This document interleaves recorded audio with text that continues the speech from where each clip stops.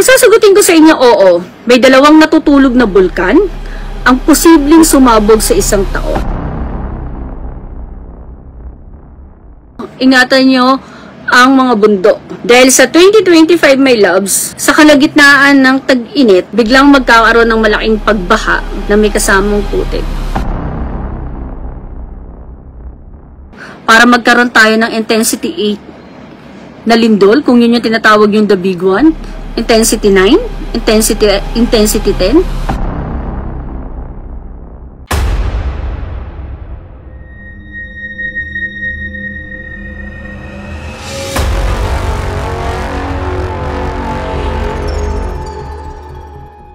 Ang Mount Taal naman, may love ko, sasabog to, isang pagsabog, na yun na yung last.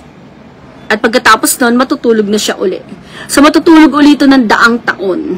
Kaya dun sa mga taga Batangas, uulitin ko uli, my loves ko, posible itong sumabog sa isang taon, and ito na yung last na pagsabog niya. Ipag-pray natin, syempre, i-rebook natin yung nakita ko na yon, na sana wag mangyari. Ang diwatang mayon, siguro, my loves ko, next year, posible lang siyang magpasingaw. Pero, tignan din natin, my loves, kasi ito naman ay buhay na rin. Pandalas din kasi parang ito ay nagpapakita ng kanyang kagandahan. So, kung tatanungin nyo kung may mga bagong bulkan na possible na sumabog, ang sasagutin ko sa inyo, oo, may dalawang natutulog na bulkan ang posibleng sumabog sa isang taon.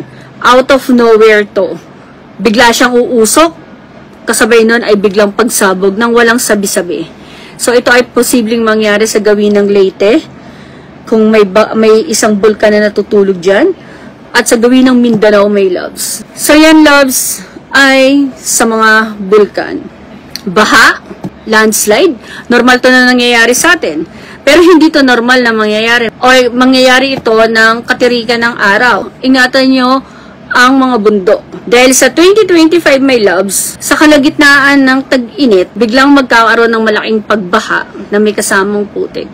So, masasabi ko na kung iniligtas tayo ng Sierra Madre ngayon, si Sierra Madre ay po pwedeng maging cause din ng mga landslide na po pwede nating maranasan sa susunod na taon. So, ngayon pa lang dapat, hindi ko sinabing magtanim kayo ng puno, my loves.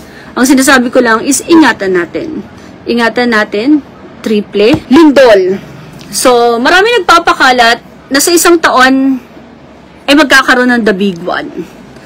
So, gusto kong sabihin sa inyo, mga loves ko, kung sakaling magkaroon ng the big one, hindi dito yun sa atin.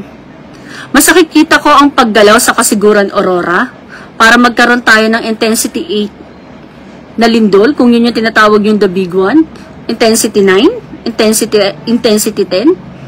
Pero ang fault line na possible na gumalaw dito ay nasa gawing Kasiguran Aurora. So, kung tatanungin nyo, sa Manila ba manggagaling ang the big one? Ako, ito matagal ko nang sinasabi to and consistent ako. Hindi din manggagaling ang the big one, loves. Sa Kasiguran Aurora manggagaling ang the big one. Mauulit ang nangyari dati, ang pagtaas ng karagatan dito na po pwedeng kumain ng maraming buhay kung sakaling dito manggaling ang lindol. Sa Manila, may mga paglindol sa inyo, mga loves ko, may mga paglindol dito sa atin na mangyayari sa 2025, like sabihin na natin na January, March, April, pwede mamaya, pwede bukas, pwede sa December. Magkaroon tayo ng malakas na lindol na dapat, may loves ko, ay maging maingat tayo. Or hindi tayo dapat matakot, di ba? So, sana itong lindol na to, kung sakaling magdadating to, umaga. Kasi, pag gabi to dumating, mas nakakatakot. Pero pag umaga to dumating, medyo makakagawa pa tayo ng mga paraan. But then, may isa akong paglindol na nakikita bago magtapos ang taon. Dito sa atin, sa Central Luzon, Central Northern Luzon, kasama ang Maynila. Isang malakas na paglindol muna ang ating mararanasan bago tayo mag-say goodbye sa 2024. So, mag-ingat tayo, mga loves ko.